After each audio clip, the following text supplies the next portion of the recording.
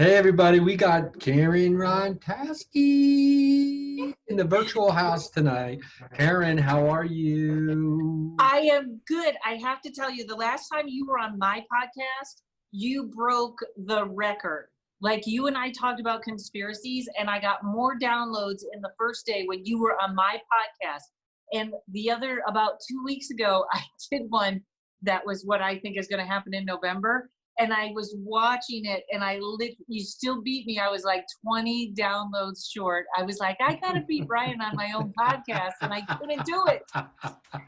You beat everyone. You beat Jessa. You beat, I don't know what it was, but I remember how much fun that podcast was. Yeah, we had a lot of fun talking about, like, I think the initial idea was, can we talk about maybe like, have you ever thought about living off the grid? I think is how it started, right? No, it started with sacred geometry.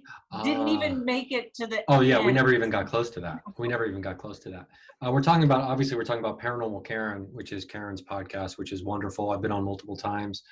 I think holds the record for downloads. Holds the record for downloads, it turns out, which you know is pretty funny to me.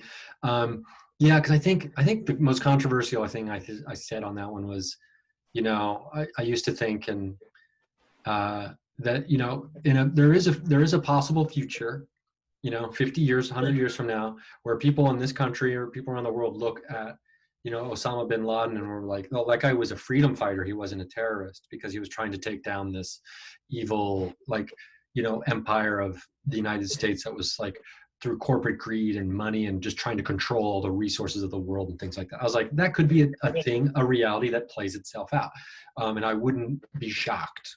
And now it turns out we've done it ourselves. Yeah. We don't need him anymore. Yeah. So, well, there's lots of things we can chat about. It's been a while since you've been on. I'm thinking, first of all, I want to mention this at the top and not just at the end, but you've got a class for people. We're teaching people through video because you worked your ass on this thing. You worked your ass off on this thing and put a lot of effort and time into it. And now it's there. Now it's alive on the internet. You've got to teach people how to read tarot. Yes, and thank you for mentioning that. It literally took me 2 years to put it together, and I was trying to collect everything, and I got it online a couple months ago, and now people are emailing me, hey, I'm doing readings now, or I have a business, or like it's like it's a class. It's a tough class, but some people were like, I've learned more in this class than in years. So I'm pretty proud of it. So, and people can get it on my website if they want, at KarenRontowski.com or ParanormalKaren.com, and use a coupon code ParanormalKaren, all capitals, for $50 off. And if you don't know, August 26th, I'll be doing a Facebook Live talking about it. So if you want to tune in before you buy it, that's what you can do. But thank you for... Yeah, let's see. August 26th would be, yeah, Wednesday. That'd be, okay, yeah. So this will come out this should be released on the 21st. So that'll give people a few. Oh, nice. Okay. So it will be in the future. Okay, yeah. So this coming up Wednesday, you can do the Facebook Live. You can jump on and see Karen talking about that. I've got look at this thing I've got. This was a gift. Patrons can see what I'm talking about because patrons get the videos of these interviews for just $3 a month. But this is a giant shungite. Oh, nice. That Angela, the co-host of This Is Where the Magic Happens, which is a podcast you've been on, my other podcast. She got this for me for my birthday. I keep it on my mixer right by my computer. So it's like right there while I'm doing because I've got, you know, a light, I've got the computer, I've got the internet plugged in. So I've got the shungite locking down my desk now. Perfect. I've got my shungite earrings, but I don't wear them when I've got headphones in because they, you know, the things go into they stab you in the head? Yeah, they stab me in the head. And then like I lost one of them somehow. It can't be far, but I'll find. I just lost it yesterday. Anyway. So let's not talk about shungite. We've talked. Let's get more into. Do you want to talk about what you think is going to be happening? If you want to, It's very interesting because I did that podcast and it came out July 18th, and almost so many things that I said, and they weren't like enormous predictions. They were sort of, what the astrology says is coming, and sort of, and half of them have already started, which I gave out a list of what you should have in your house, for water and stuff like that. In fact, I'm still going to get a gas mask. I know that's like insane, but I feel like That's not insane. I mean, this is a practical being prepared. And we're living in a crazy time when people are like, you're being prepared for natural disasters. You're fucking crazy. It's like, well, I'm crazy because I'm being prepared for worst case scenarios that could and do happen all around the world all the time. Exactly. And I learned about Mylar blankets. I keep learning about all these little things that are like $2 and $3 and just have them. But I didn't go into the protests this past thing, but when this comes up in November, I think I'm going to be in it. Like, I'm already like, you know what I mean? Like that's the big one. November is going to be the big one. There probably won't be an election, or we won't know until like weeks later, maybe even December, who has won. He's going to claim voter fraud with those mail-in ballots. That's going to be a mess. I really think Trump is going to win it, but later, and that's going to start, well, it'll be amongst the civil unrest. I think Corona will be back, and I think the third wheel here is something like a George Floyd verdict, or something that is just going to have everyone like, that was the last straw. We're all out now. Take it down. Take everything down. And I know it was almost like 2 days after that he started with the mail-in ballots and the fraud and all that stuff. And it was like, it's just unfolding so easy. I also don't think anything is going to look like what it does right now. So if people are like, oh, she's crazy, he's so down in the polls, hang on. I think there's going to be Joe Biden. I don't know that I worry a little bit about his health. So you better be ready to go for his VP. But I feel like there is so much that is about to be different and explode that people thinking, oh, he's so far behind. No, it's going to be neck and neck. Things always get closer the closer it comes. That's just the way it's always been historically. The race will always tighten up once we get right on it. I'm anticipating that in a major way, just from like trends, from what you can see from past elections. I'm curious though, if you think, this is a thought that occurred to me as you were saying this. Scientists have long struggled with the ability to predict the weather more than a couple days out, because it's so unpredictable. And a little bit of chaos theory kind of goes into this. And, they gave up a long time ago thinking they could, because they just understand it's impossible to be able to predict the weather more than just a little bit out.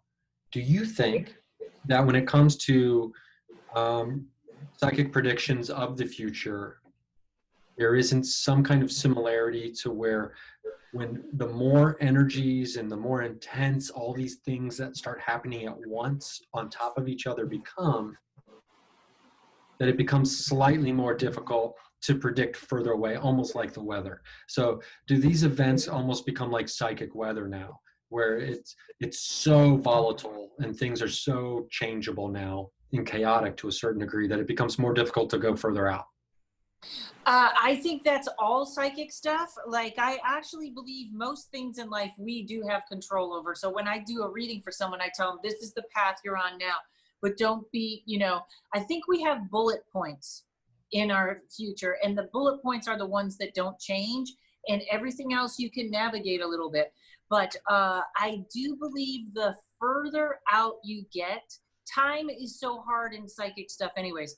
The further out you get, the more timelines you have a chance of switching that future, but also trying to say when. You know what I mean? Like, people I always give it, this is, so you want to go on a date, the next boyfriend's going to be like this, describe them, and everybody wants to know when. And I'm kind of like, yeah, I can't, that's a hard one, because you have to go through your karma, and he has to go through his. So it's coming. And sometimes when I'll say 3 months, it happens in 1 month, or it'll happen in 6. But time is the one thing that is always the wild card. And I feel like with this election, I'm looking a lot at astrology, and I'm not an astrologer. I sort of take in a bunch of astrology stuff and see what resonates with me. But I think for this kind of stuff, astrology is the key. Interesting. The idea too that, like I typically tend to shy away from like the grand or the extreme occurrence of something, right? Especially when it like comes to like, you hear people talk about civil war, et cetera, et cetera. And I've always thought in the past, I've tended to shy away from thinking that that's actually something that is going to be needed, because I'll like err on the side of, well, so many people have common sense about like knowing that racism is bad, that the people who truly are racist, they would be so outnumbered in this situation that the idea of a civil war would be more like a 3-day like domestic terrorism event that would be squashed, right? But that's me being naive, right? With some of my viewpoints and like filtered through like white privilege and all this other kind of stuff that goes into that. So I'm trying to understand my and practice more intellectual humility when it comes to the things I think I know about. Yeah. Do you think that is even? I'm not trying to be like all sensationalist here, but do you think that's even like on the table? I do. And I feel like when I did my podcast, I was like, hey, sorry about the airplane going over. I try to shoot those down, but sometimes I miss. Speaking of terrorist attack, yes, I do think it's possible. And I didn't really for a while now. And I even said on my podcast, I hope remember how Art Bell had Y2K and he thought it was going to be terrible. It was nothing. Like, I really hope this is my Y2K, but I can't see it going any other way. And the reason, although I don't think when I say civil war, I think it's skirmishes in the cities. Okay. Oklahoma, you're not going to worry. I would worry about Washington, whatever, where these big protests are going on. But you're looking at the conspiracy theories that people are believing are everything from socialism, that all the liberals want is socialism. And I'm not a liberal anymore either. I can't stand any of them. So there's going to be those people that are either a little bit racist or just really can't say that they want to vote for Trump, and they're going to go, wow, we can't vote for socialism, and not listen. I heard one of my favorite astrologers talking about mail fraud with voting, as though it's really bad all the time. And it's like, it's never been found. So people are already believing that. And then there's the crazy pedophile ring that Trump is saving us all from. Yeah, and the QAnon thread. Yes, and and people are not saying it exactly. Like in my sister's small town, everybody's like, yeah, but don't you think there's something bigger going on there? Don't you think there's something under the surface? So they're buying it, and they're also buying that video of him and Epstein is him undercover. Like, I can't. It doesn't matter what evidence, like the more evidence you show that will prove someone is guilty to a believer, it's actually quite the opposite. It is the opposite evidence to this person. I forget the name of this phenomenon, but it's been, there's a scientific phenomenon for this that's been proven, that the more evidence you give to someone to show that they're wrong, the more they become. It's like when people find out their cult leaders are bullshit. They dig in their heels more into their belief behind them. Yeah, it's fucking crazy, right? It's so much easier for some reason for people to believe in this science fiction fairy tale about Trump being this undercover superhero. And they might even be a little bit of like what you were saying, like, we really want people to be good. Like, we really want, like, I'm with you. There can't be that many racists. And then you're, this really exposed everybody. When I'm off Facebook now. I went on for 2 seconds to look at something. I just promote my shows. And it was another one of just somebody that is just so sure that they know what they know, which I guess I am that too. But you said something last time that I thought about misinformation. I think misinformation is driving everything, and it's almost just come to a head right now so badly that I don't even know, maybe we have misinformation, but I just can't. I can't see anything else happening. And once he started with those secret police or the police force that wasn't marked, and they're throwing people in vans, that's very scary. Very That's scary. like, yeah, it's the epitome of scary. And, but you have someone in my life that's very close to me has referenced the governor of California. He referenced him as Hitler because of a mask mandate, right? Which to me is like, there's so many problems with that. But then would refuse to accept any kind of fascist connection between, undermining democracy through tweeting about mail fraud, anonymous federal troops in American cities arresting people for practicing their constitutional rights. Yet this talking about how they won't leave office, this is fascism. And but they will not, they refuse to accept it. And they're like, no, he has to do this because they're threatening democracy. It's like, okay, there's no reasoning here. There's no conversation happening. And it becomes very difficult to have any kind of conversation in the way it's set up. Or just in the way it's set up, it becomes difficult to even talk. The telling moment, I think, is because who are these secret, first of all, you can say who are these secret police, but what I really mean is, who are they? Are these Trump supporters that are standing there and doing their job? When the guys go into the military, they don't get to choose the president and they have to follow all the orders. That's what you do. I serve the country, whatever he tells me. Who are these guys? Because QAnon, I looked at a little of them on Twitter, and there's the people pledging allegiance to the Constitution with their guns. And the question will be, how big is that network of the guys with the guns that are ready to go out and fight for Trump? The NRA yesterday was just found to be embezzling. All the people at the top were embezzling the money, and Trump told them all, just go to Texas. Just everybody pack up out of New York, go to Texas. But like I said, it's that you wonder, well, how big is that army underneath? Best case scenario is that this all goes down kind of like I think, and then it fizzles out. But I just wonder, who are those guys as people? Are they an army? Are there a bunch of them? Are they working for Trump? Where did they come from?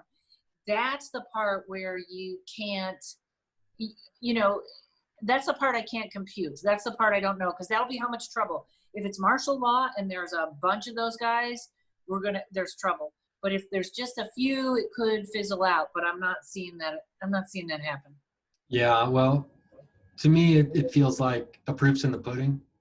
When push comes to shove, how many of these people, these QAnon people, are ready to go out in the street for real with their guns? Because here's the big takeaway for me in all of this, and we all know this as performers and people who are on the internet. People talk a big game on the internet, don't they? Yeah. When they have the safety, the safe harbor of the internet, protecting them from actual real life interaction. People talk a real tough game. So knowing that factor, when it comes to all of this heightened shit we're talking about, I think it is much less when push comes to shove, because of that huge factor of the safety of doing it on the internet without a real person looking you in the eyes across the table or in the middle of the street. Right. So that's what I'm hoping anyway. I do too. And it also depends on how afraid he makes these people. how he's going to scare them or what they think their duty is. Because even when Black Lives Matter was out there were guys that just got dressed in camo and took their guns and stopped traffic, and nobody knew who they were. So you could also have 5 guys in cities with guns just going, I don't know, because I'm with you. I feel like it's like it literally is a white person watching the George Floyd thing. And then the police come out. I read for some police officers, and one of them is she's fantastic, and she's like, I hate racist cops. The other one is nothing but trouble. He's not white, but how many of those cops are watching and saying Trump took our side? That's the other thing. I don't. It's such a wild card thing. I don't know. But I have this weird theory, and this is only mine, and this is the craziness in my head, but the fireworks that are apparently still going on, like, people didn't realize if you Google 4th of July Confederate Parade, every city had one, but they didn't put on a national story, but you can see Dallas, 4th of July Confederate Parade, Portland, 4th of July, and certain cars got together with their Confederate flags, and they drove around. And those guys, it's like, so where did that organization? How many cars are we talking about? Like 2 or 3 cars? Well, in my sister's hometown, that's really small. There was like 3. But if you look at like Arizona, it was a big parade. Again, you're right. Are those guys ready to go out shooting people? I don't know. But who organized them? Like, I didn't see any rumblings on the internet about that. And we're pretty up on the conspiracy theories. And I am like, who is setting off all these fireworks? Like, is that a patriotic thing? Is that these weirdos talking to each other? I don't know. But I'm very like, we'll see what it comes down to. Is it the NRA? Is it, or again, how many guys does he have in Washington that are ready to enforce martial law? And I also don't think that he's this. It goes back to it's almost similar to the George W. Bush presidency in some ways, where people are talking about like 9/11 being an inside job. It's like George W. Bush isn't some great criminal mastermind, right? Right. Donald Trump also is not some great criminal mastermind. He's No, an arrogant narcissist who loves power and just eats McDonald's and probably does amphetamines. So, like, to think he has some great like underground network, right, of mastermind plan of white nationalists and all these other kinds of things, I don't think. If I had to guess, I'd say that's not accurate. But that's not to say that there aren't people in positions of power using Trump, giving him information to be like, oh, this will be good for the polls. This will activate your base. So he says things and he's activating them, even though he knows it's bullshit. Not bullshit, but he knows it's racist, but he embraces it because he is a racist, because he comes from a family of racists. Yeah. This is just how we do business here in the family, right? So, yeah, I don't think he's the kind of guy who's so smart to have some long game. I think Stephen Miller is, though. Oh, that guy, yeah. And I don't think Steve Bannon is out of the picture at all. Yeah, he's probably, yeah. Those are the ones that scare me. And I'm like over the, not over, but like I have a really hard time engaging with like the hardcore conspiracy theorists anymore, because 95% of them haven't even read the Protocols of the Learned Elders of Zion, which so much of the New World Order, Illuminati, anti-Semitism, all this stuff, liberalism is poison. All of that comes from this bullshit made up fake document. And so all these conspiracy theorists are out here espousing all of these like ideas, and they don't realize that such a huge majority of what they're saying comes from this bullshit document that was the foundation of the conspiratorial world, and still remains. So it's like Christians having no idea what the Bible is, right? And like talking to someone on the phone just a few days ago, I was having this conversation because they kept saying like, the Rothschilds, they kept saying like that. And I was like, do you understand where this comes from? Like, you don't, like, this is coming from like blah, blah, blah, blah, blah. Like, I've never read that. I don't know what you're talking about. It's like, well, see, that's the problem. And so none of them have a history of knowing the world they're even in. And you A know what? large portion of them don't. And that's the part of misinformation. Like, it just keeps getting piled on and piled on, and people are, like I said, I don't know, I can't claim that I'm perfect because I'm going with what hits with me, but there's so much misinformation, and people also not checking that 80% of the things QAnon has said are not true, and it's the things they're grasping to. They had something about Wayfair. They're ordering the children through Wayfair. Like, it was so crazy that I don't know, but I do think, and this is what is very interesting and scary, I think they're scaring people with this pedophile ring. Or why that's the underlying for everything. That's what they're pulling for everything. Because that's the peak of human disgust. Yes. Who wouldn't be against that? Who wouldn't be against that, right? Right. But the fact that I don't know, that it's underground tunnels and pizza places and we got to fix this, that's the part that I don't get. But it's the changing of the narrative. And this is, and there's the, all child lives matter, or like child lives matter protests that have been happening. And it's like, no, you're hijacking a movement. They think that they're like protecting, like, this is the real march you should be doing. Like, they're telling other people what they should be marching for, right? This is what child's lives matter. It's like you're hijacking a movement and trying to change the narrative of what this movement is. Why are you doing that? Oh, maybe because you don't want to address what's happening in the original movement. You don't want to accept it. I don't understand why it's so difficult for people to say the phrase Black Lives Matter. It's like they can't even say it. It's like, and so they have to change the narrative from kneeling about police brutality to disrespecting the flag. Now it's Black Lives Matter. Now it's no, pedophiles are the real issue. You are all monsters, right? When you should be protesting this. It's like, yeah, no, that's not what this is about. And yeah, just because someone's out protesting police brutality doesn't mean they're pro-pedophile. It's so crazy. But it's a great way to try to change the narrative, hijack a movement. And the funny thing to me too, it's funny in a sad way. Conspiracy theorists always say, do your research. Do your research, bro. And you'll see. But yet they haven't done the research on where the beliefs come from in their own world. So it's like, do the research on yourself. And they don't do that. And many of them will refuse to do it because they don't want to be confronted with the foundations of so many of the tenets of the belief systems in the conspiracy theory world. It's really wild. We're living in a really wild time, compounded by the fact that everybody's kind of stuck at home on their computer. Yeah. And also, I do think we underestimate how many people are racist. I mean, everybody's racist. Everyone has something going on somewhere. But if you're aware, if you can accept that, like, sure, I make some judgments in my head, you can fix them.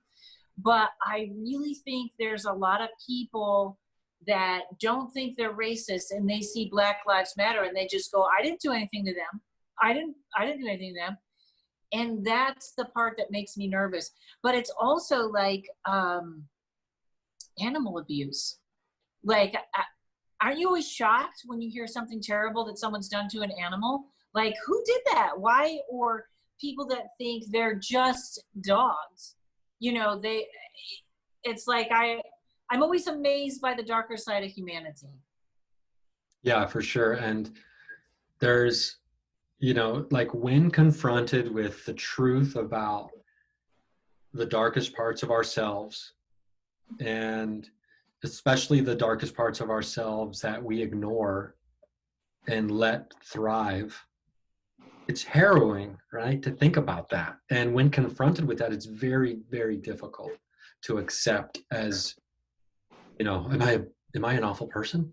And it's like we talk about doing shadow work, and this whole time during quarantine, how it, like, brings out like the mirror, and everyone gets to be confronted with like the darkest parts of themselves. And this is what it's about. And nobody likes being confronted with the ugliness that is within inside all of us. But I think you're 100% right. Unless you can acknowledge that you have racist beliefs, you might not even have been aware of, which all of us do, especially like, a straight white man in America who's my age, who's 44 years old. Yeah, get those fucking mirrors out, because guess what? There's some things I need to look at. And there's some beliefs that I wasn't even aware had kind of milked into my sponge because of the society that I've been raised in. And it's not like I was going out trying to absorb racist ideologies or ignore systemic racism. But when confronted with the choice, like, I can either keep ignoring it, or I can confront it in society, and in society is a reflection of ourselves. I can confront it, what's happening inside my brain too. What judgments do I make? Or what language have I used that is kind of code word, that is rhetoric for, racist ideas? And because none of us want to think that we're racist. No. And nobody wants to think that, but it's you all have there. to admit it. You have to admit it. Who sneezed? Gesundheit. Yeah, it is strange to think that we're even like at this point, considering where we were last time we talked, I think it was like a little over a year ago.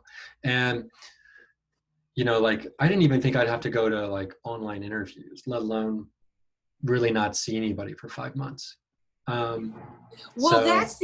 That's another thing too, which is, because I'm with you, Trump is not a genius, but then I look on TV and there's Steve Mnuchin saying people aren't going to do their work if we're going to give them unemployment.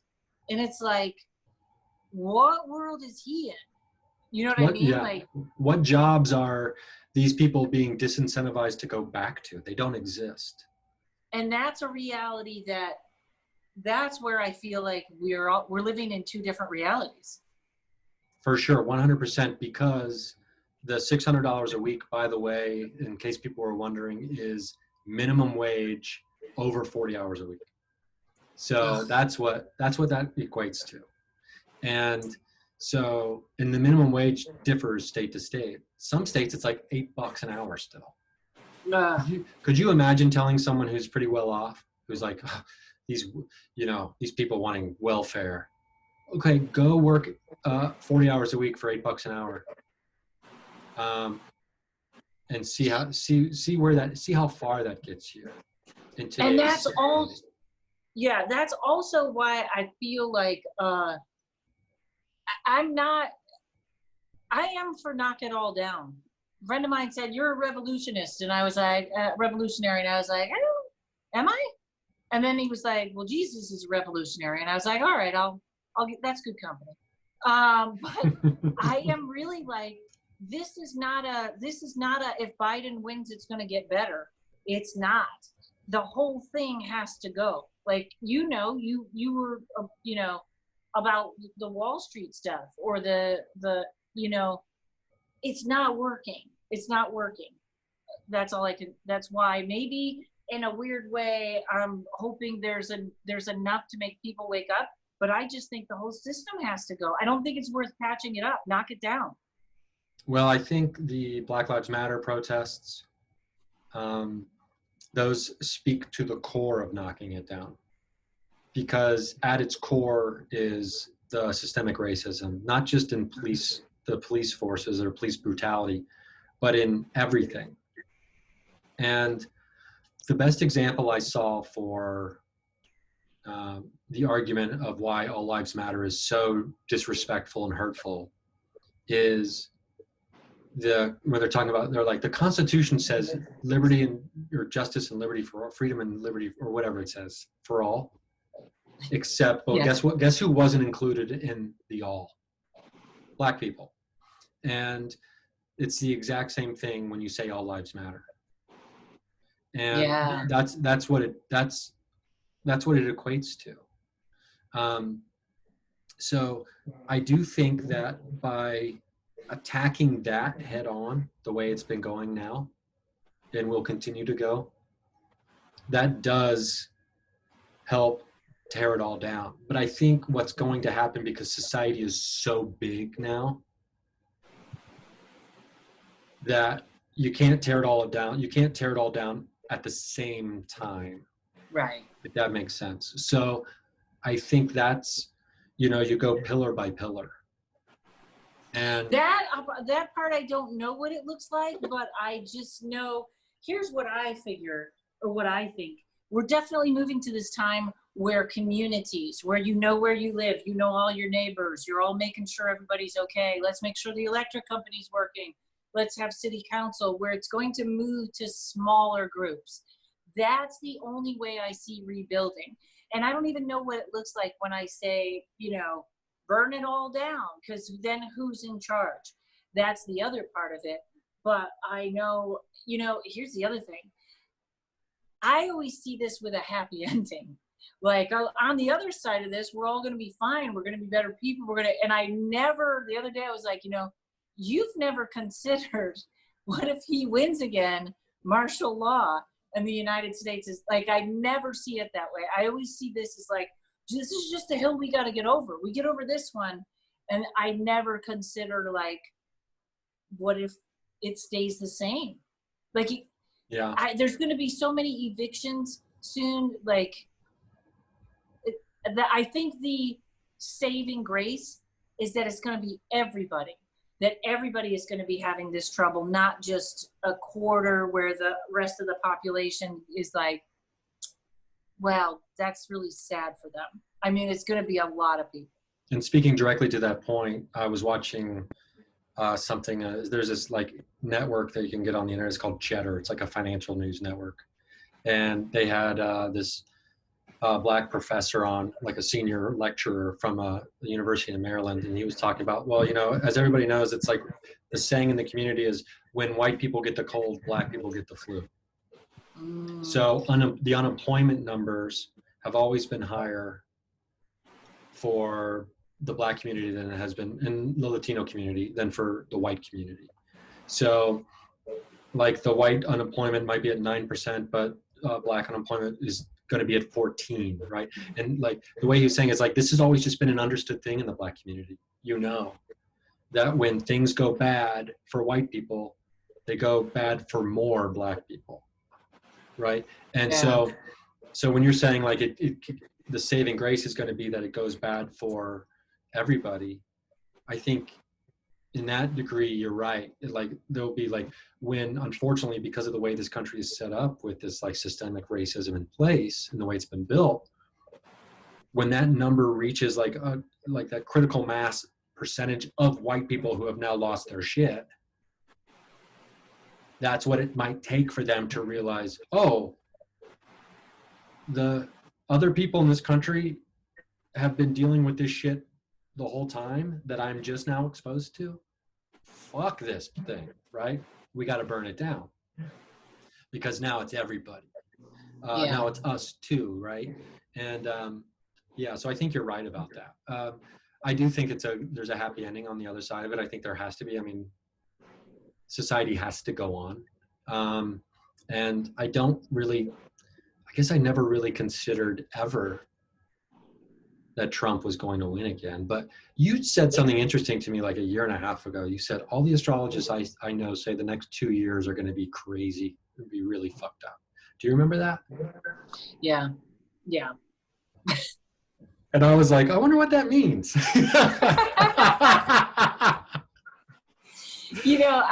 I put that on Facebook in January. I was like, I just put something on Facebook and I said, buckle up, because something is coming.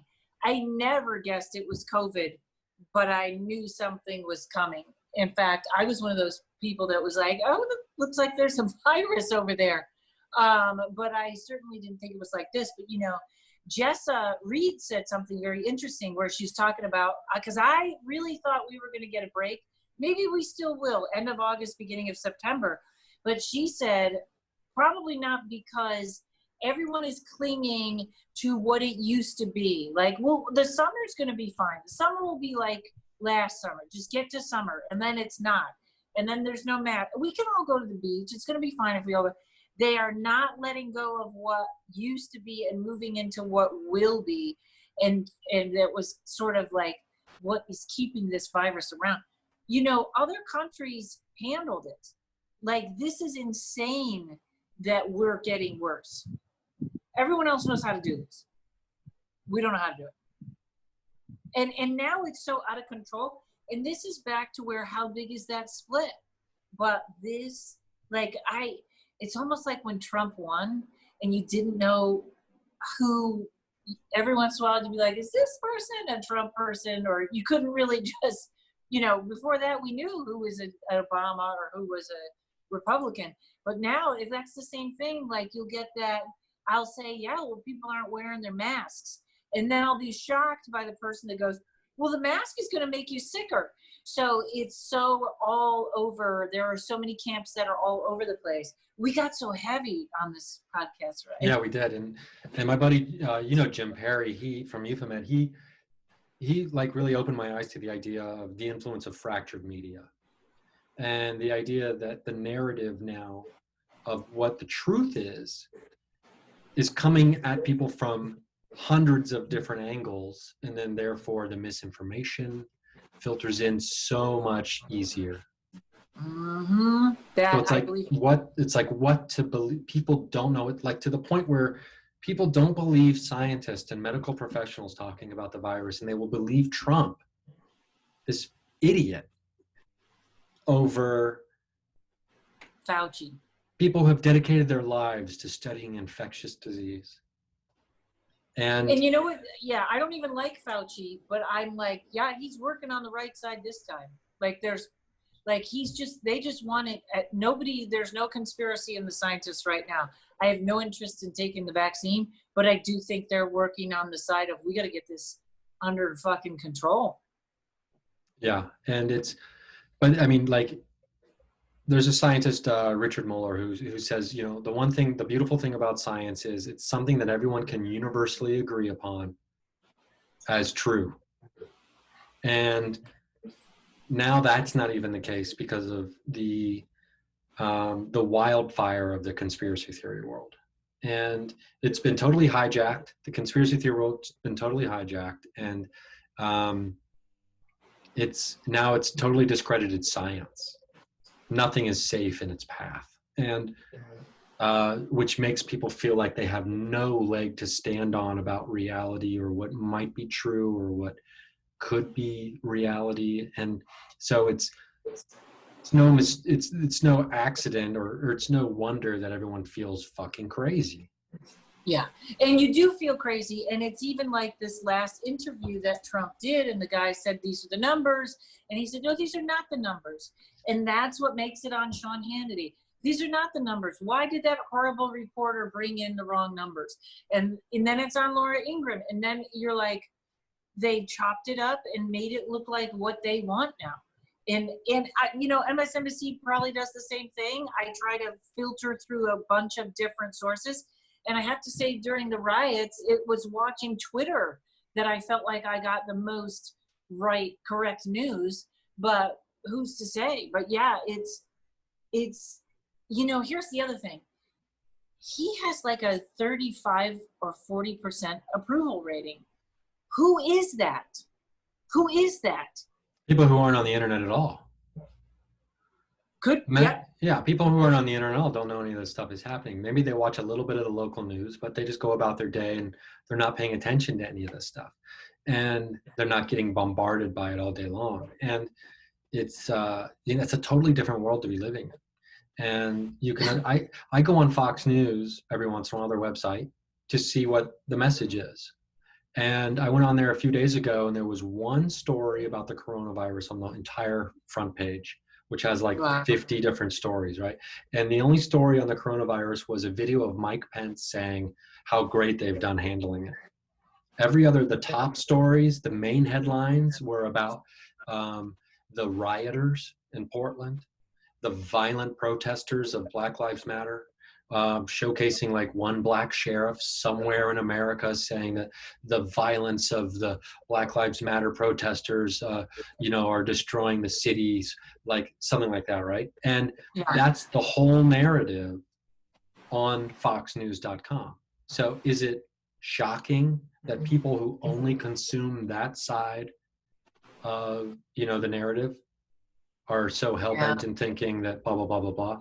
And then, you go to CNN.com and most articles are about how much of a liar Trump is, how racist he is, and things like that. So there's like a very clear divide in the narratives that are being said. So it's like trying to find where is the news, as separating it from the opinion. Where is the news, right? And that can be difficult for people to find it. But I think you're right. Twitter is a great spot to go and find people that you can vet or trust their reporting.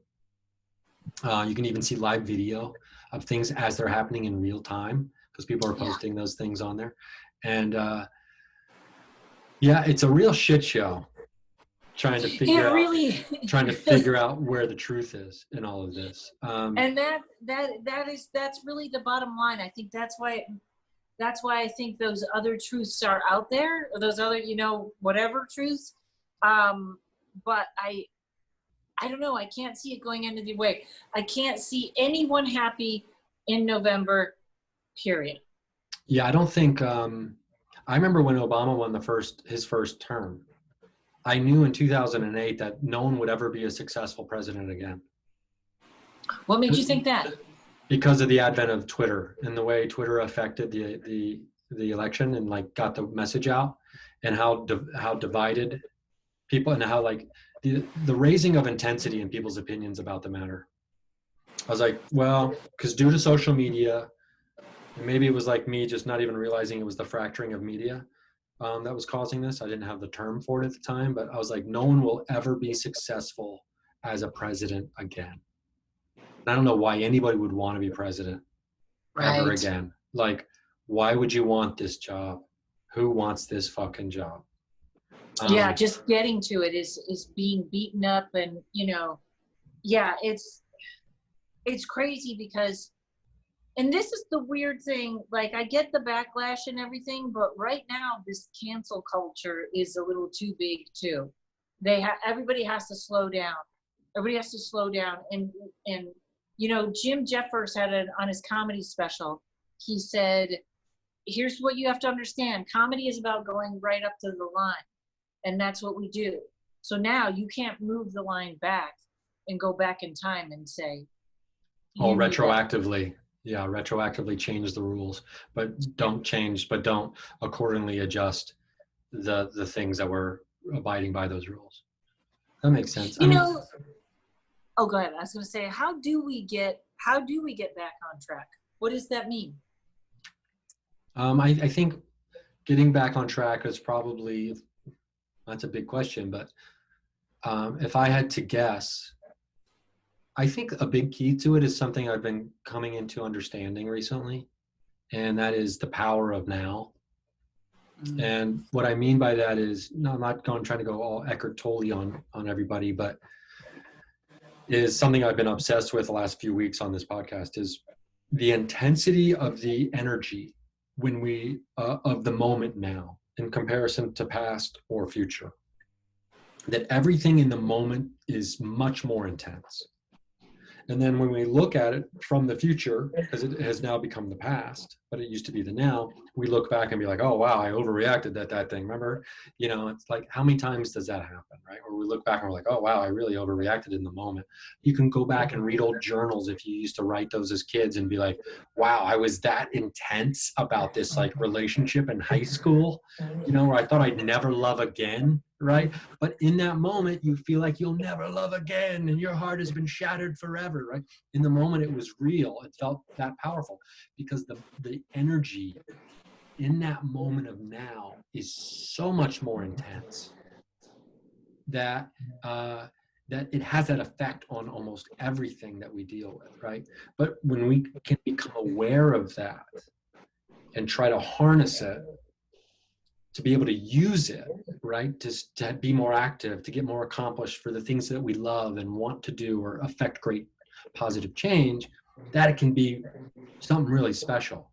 But if we let this exponential power force, this supercharged energy of intensity, just be unbridled in the way it affects us in all of our emotions, we're like those balloons outside car dealerships where the guys just blowing around, right? Like no control of our limbs or our emotions.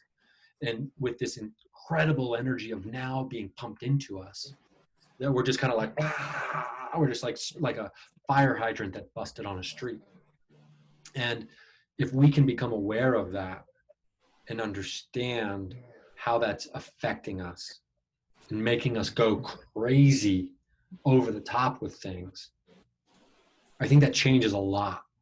It changes a lot of our extremism that we may be prone to in the moment of now, in our overreactions to things. I don't know how to get people. I don't know how to convey this at this point, but I think so much of it has to do with the moment now, like the energy source of it anyway. But I think great positive change is being affected in our society by these protests and things, and the train's moving, and I think the train is moving down the tracks, and we're going to get there. I don't know when or how quickly, but the train is moving towards its destination for sure. Yeah, something has to give.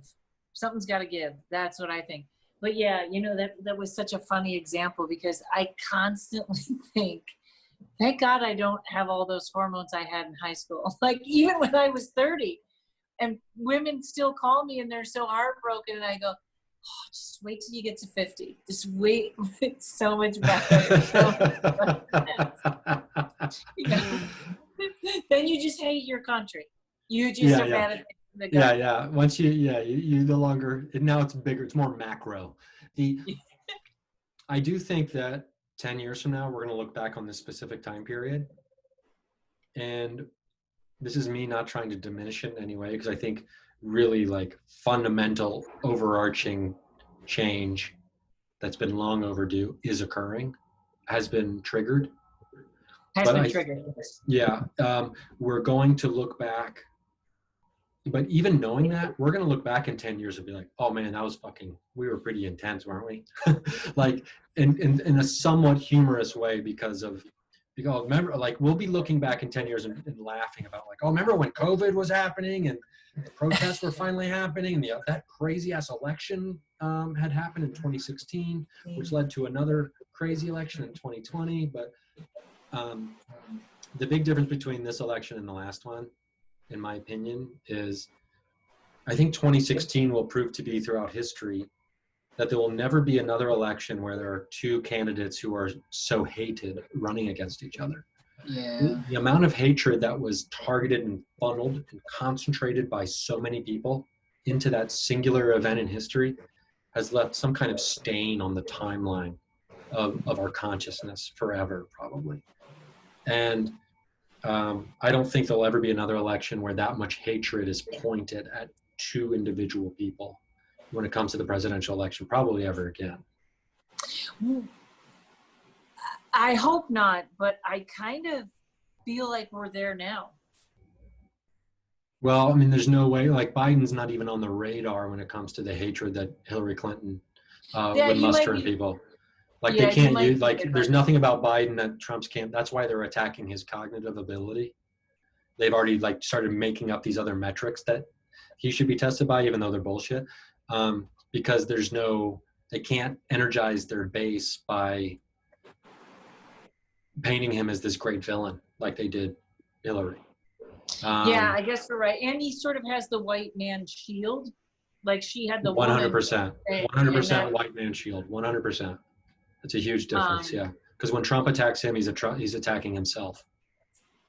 And I do worry. I think we still got a lot of wild cards, including, is Joe Biden going to make it to the election? You don't think he's got 3 months in him? No, you know what? I think we're on the verge of, again, just no one thought that's what was going to happen. No one thought No one saw that coming. And I think it's going to be, you know, it's even the other thing is I think it could be videos being released or, you know, who Does knows? Bernie Sanders get his delegates if that happens? I would love it. I saw Bernie as the answer. To me, once they got rid of Bernie, I was like, now you're just giving me the same shit on a different plate. Yeah, I mean, just like even imagining the two of them on a debate stage going against each other is like, it's laughable to me, because how Bernie would eviscerate him. I have to be careful though, because so often we want to put all of our hopes and dreams for a better future into another person outside of ourselves. And it can lead to so much disappointment when that person is defeated or doesn't succeed. And so we have to find an answer. Well, they were wronged, you know, like we can't accept an outcome. See, so yeah. I do think he was wronged though. Like, do you think that Joe Biden really pulled that out? Like, he was way far behind in South Carolina, and then all the black people in the world. Well, it's like that hidden. It's like that hidden racism thing about white people. About like they talk the progressive talk, but they walk the conservative walk in the voting booth, right? And I think the progressive-ness of Bernie didn't, you know, in the Midwest and all those other places where he lost, is surprise, which I thought was surprising, because I was like, what happened? Did they fucking cheat? You know, that was my initial reaction. But I was like, okay, well, I'm living in this bubble out here in Los Angeles, right? You know. But I do wonder, like, how do we not have socialized medicine in a pandemic? Like, how did we miss that? It's too much common sense, Karen. There's too much common sense that goes into it. Like, you know, and that was the first thing I saw on that, and I'm seeing this everywhere. That is the thing, that liberals are socialists, and it's coming up over and over and over. That's going to be the dog whistle there, that we're all socialists and that we're going to socialism because we can't compete. I don't know. I've actually had a lot of it off because it infuriates me in the moment. And even the people that are, you know, how could Trump say that? And I want to go, how many times can you be surprised? How many surprise parties, if you've had them every birthday, are you still surprised there's another one, you know? Yeah. It's like, yeah, he said something horrible. It's funny too, because in the late 19th century, when that document I was talking about earlier, The Protocols of the Learned Elders of Zion, which was spread by Henry Ford and influenced the way Hitler thought about Jewish people, which we all know how that turned out. Although I just heard a conspiracy theory tell me that Hitler was secretly Jewish. Or like, there's this crazy new theory about like Hitler was Jewish and like was working to like, it's like, I can't even get into it, right? It's like Trump is working undercover to free the sexual slaves. Yes. Yeah. So a rapist is working undercover to, Yeah. And so, so in the Protocols, which were written in the 19th century, there's a section about using liberalism to poison the population to make them sheep, right? This is what the Jewish bankers and the powerful people were going to do. And that has seeped into, and like, there's really no difference between listening to a Fox News anchor and reading the Protocols. And the way liberalism has this poison of socialism and, you know, this negative view, it's been a propaganda campaign for over 100 years. Wow. against liberalism and socialism, right? So people will vote for abortion and guns and vote against themselves in every other aspect when it comes to their financial well-being, you know, their freedoms, their rights to education and healthcare. But as long as I don't go to hell and I can keep my gun, I don't care, right? And they vote against themselves in every other way. So it's the idea of freedom and heaven are real big ideas. Yeah. They're powerful. They're powerful. I don't understand how the Christians during these protests, I lost my shit with this woman. And she literally called me back and was like, you're right. And I was like, wow, my arguments never end that way. But she posted 10 things Trump is doing during these protests. And it was like, he promised there would not be a mandatory vaccine. There were all these things. And I just literally was like, what is your source on this? Where are you getting this information? And she, of course, then told me who she shared it from, who I know is a racist that I heard use the N-word. And I was like, and they were like, but it came from a Christian site. And I was like, yeah, I can't. A Christian site is if it has Christian on it, everybody's on board. It's like Jesus wasn't even on board with all the things in the Bible. It's like, I don't know why Jesus is in so many of my stories today. Yeah, well, I mean, he'd be ashamed of what we're doing with things right now.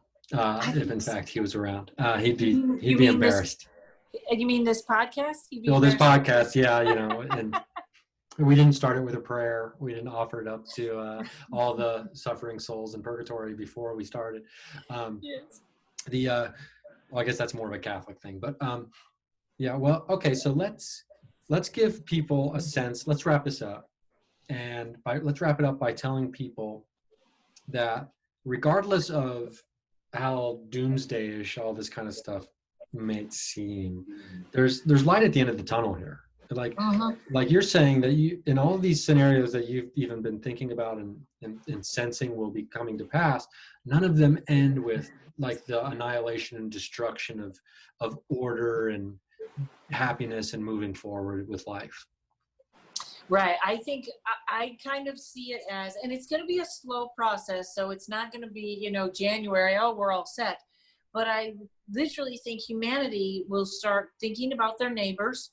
Know your neighbors. That was in one of the lists I said, know your neighbors, smile at your neighbors.